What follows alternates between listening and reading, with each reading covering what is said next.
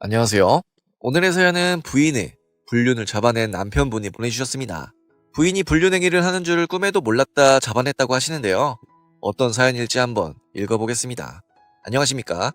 이혼 절차가 한창 진행 중인 상황에서 제 멘탈을 다스릴 겸 사연을 보내드립니다. 설마 결혼한 지 5년도 안 되어서 이혼 재판을 하게 될 줄은 몰랐습니다. 남의 집 부인은 불륜이니 남편 돈 떼먹기니 뭐니 별별 짓 다 한다는 말을 들었지만 제 아내만큼은 그런 짓 하지 않을 것이라고 믿었습니다. 그런데 제 아내도 막장이더군요. 세상 모든 아내가 막장인 건 절대로 아니겠지만 하필 그중 막장이 저랑 결혼해서 여기까지 오게 된 겁니다. 지금껏 살아온 세월이 억울해서라도 아내에게 계속 대가를 치르도록 해줄 생각입니다. 먼저 저는 아내가 불륜을 저지르는 줄은 꿈에도 몰랐습니다. 제가 많이 바쁜 사람이기는 했어요. 결혼 직후 회사가 갑자기 망하는 바람에 저의 가게를 열어야 했거든요. 갑작스레 준비한 가게지만 생각보다 잘 되었고 이 시국에도 상당히 돈이 잘 벌렸습니다. 시국이 좋을 때는 매달 1,000은 벌었고 그 뒤에도 매달 500 정도는 벌었으니 물질적으로 부족한 건 아니죠. 물론 회사 다닐 때와 비교하면 내 사업을 운영하다 보니 전보다 아내와 보내는 시간이 줄어든 건 사실입니다. 하지만 그게 아내의 불륜을 정당화시키는 건 아니지 않습니까? 더군다나 저는 그 와중에도 결혼 생활을 유지하기 위해 최선을 다했거든요. 불륜 사건 터지고 제가 아내에게 물어보았습니다. 내가 뭐 부족해서 불륜을 했어? 아내는 제대로 대답을 못했어요. 제가 자기에게 신경을 덜 써줬다는데 그러면 신경 써달라는 이야기를 해야지 불륜 행위를 하는 건 아니지 않습니까? 아무튼 작년 말까지만 해도 저는 아내의 불륜을 몰랐습니다. 작년 겨울의 일이었습니다. 그날도 아침에 출근해서 밤 9시에 퇴근할 예정이었는데 오전 근무만 해야 했습니다. 놀고 싶어서 논 게 아닙니다. 갑자기 제 가게에 있던 건물 전체가 정지된 겁니다. 전기 없으면 장사를 못하는데 기술자가 없어서 그날 밤까지 복구가 안 될 거라고 하더군요. 별 수 없이 저는 집으로 돌아와 버렸습니다. 요즘 가뜩이나 장사도 안 되는데 전기까지 나가다니 참 운 없는 하루였다고 중얼거리며 집에 돌아온 것으로 기억합니다. 기분이 썩 좋지 않았기에 초인종도 안 누르고 그냥 집에 들어갔죠. 여보 나왔어. 이야기를 해도 아무 말도 안 들리더군요. 분명 집안에 사람의 흔적은 있는데 말입니다. 그때까지만 해도 저는 무슨 일이 벌어졌는지 짐작도 못했습니다. 설마 불륜은 생각도 못하고 그냥 아내가 어디 마트라도 갔는가 했죠.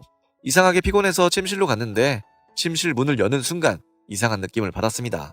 침대가 이상하게 흐트러져 있는 거예요. 항상 제가 집에 오면 침대가 정돈되어 있었거든요. 아내가 아침에 침대를 정돈하고 이후 집에서 놀든 일하든 소파에 있지 침대에 눕지는 않거든요. 그런데 침대가 흐트러진 게 수상했습니다. 제가 출근하면서 아내가 침대 정리하는 모습을 분명히 본 것 같은데 말이죠. 이상한 생각이 들어서 침대를 물끄러미 바라보았는데 침대 밑에서 소리가 들리는 겁니다.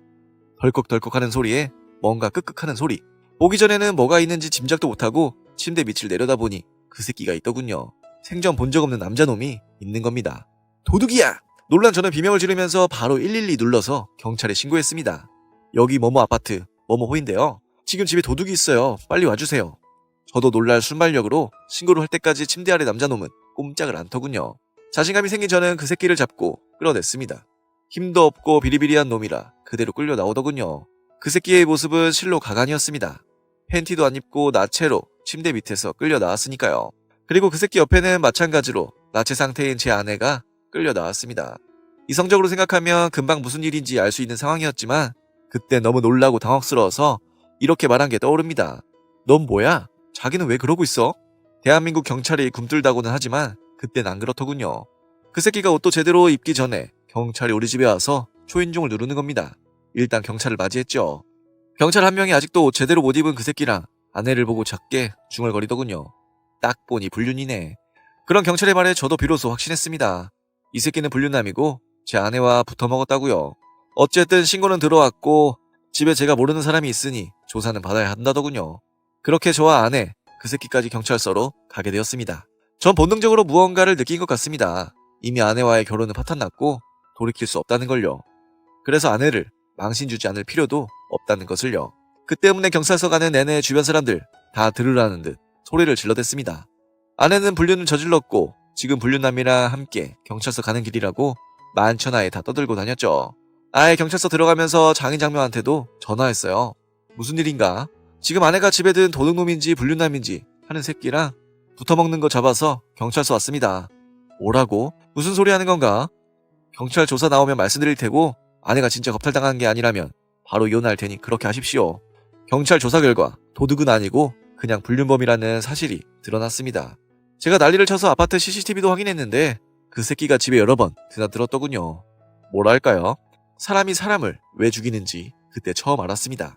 그러니까 이 연놈들이 제가 일하는 사이 우리 집에서 놀아났다는 말이죠. 뭐 그렇죠. 그런 이 염놈들 당장 불륜죄로 잡아 넣어요. 선생님, 그게 불륜 정황은 확실하지만 이제 이런 사건은 경찰에서 취급 안 합니다. 형사 사건이 아니에요. 여기서 이러지 마시고 변호사 사무실이라도 가서 민사로 처리하시죠. 빌어먹게도 불륜죄 위헌 때문에 그걸로 아내와 그 새끼를 감옥에 넣을 수는 없더군요. 경찰 조사를 마치고 저는 아내와 함께 집으로 돌아갔습니다. 그리고 아내에게 말했죠. 당장 짐 싸서 내 집에서 나가. 조만간 이혼 서류 보낼 테니까. 자기야, 한 번만 봐줘. 봐줘? 뭘 봐줘? 남편은 종일 가게에서 뼈 빠지게 일하는데 직장도 없이 집에서 노는 년이 남자까지 끌어들이냐? 네가 그러고도 사람이야? 이 돼지만도 못한 년아. 그렇게 아내를 쫓아냈습니다. 그리고는 바로 이혼 준비를 시작했어요. 다행히 경찰에 신고한 덕분에 사건 정황은 명확히 남았고 그 새끼가 우리 집에 드나드는 CCTV도 확보된 상황이었습니다. 아내가 불륜을 저질렀다는 물증은 확보가 된 셈이었죠. 아내도 저도 사건 당일에는 눈치를 못 챘는데 뒤늦게 그 연놈들이 침실 벽장에 처박아둔 속옷도 발견했고요. 아마 제가 갑자기 들어오니 놀라 제 놈들 젖은 속옷은 벽장에 처박아두고 알몸으로 침대 밑에 기어 들어갔다가 그 사달이 난 것이었겠죠. 모든 걸 깨달은 저는 어떻게 아내에게 빈엿을 먹일 수 있을지 골몰했습니다. 용서한다는 선택지는 애당초 없었고요. 절 배신한 년을 어떻게 하면 잡아 족칠 수 있을지만 생각했습니다. 감옥에 넣는 게 가장 좋았겠지만 그건 어려웠고요. 다행히 차선책이 있었습니다. 아내에게 동생이 둘 있는데 모두 저에게 빚을 지고 있거든요.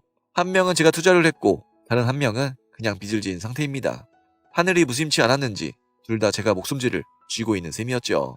그래서 투자금 다 빼고 빚도 갚으라고 했습니다. 먼저 투자금 뺀 쪽부터 난리가 나더군요. 자 형, 갑자기 돈을 빼시면 어떻게 합니까?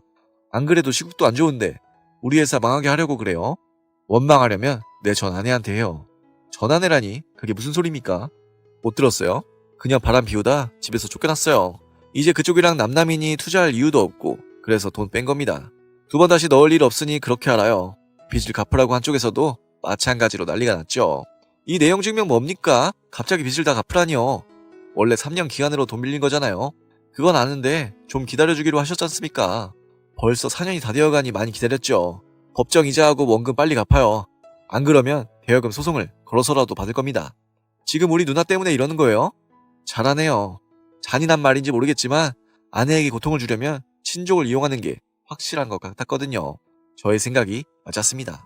이후 아내는 저더러 사람이 어떻게 그럴 수 있냐느니 이혼으로도 모자라 자기를 집에서 내쫓기게 하고 싶냐느니 난리입니다. 자기 때문에 동생 한 명의 사업은 거의 확실히 망할 테고 다른 한 명도 빚 갚느라 등골 빠지게 생겼으니 그 원망이 고스란히 아내에게 쏠릴 것이겠죠. 저를 원망하는 아내에게 전 이렇게 말해주었습니다. 위자료나 준비해. 소송 걸 테니까. 지금은 위자료 및 이혼소송 과정을 밟고 있습니다.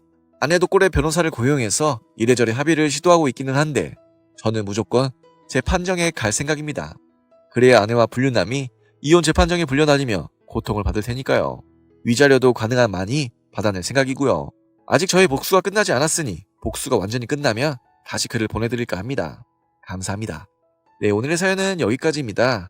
아내의 불륜에 복수하시고 계신 남편분의 사연이셨습니다. 확실히 사람은 평소 행실이 중요하다는 것을 다시금 깨닫게 되네요. 그럼 저는 다음 사연으로 돌아올 테니 구독과 좋아요, 알람 설정 부탁드려요.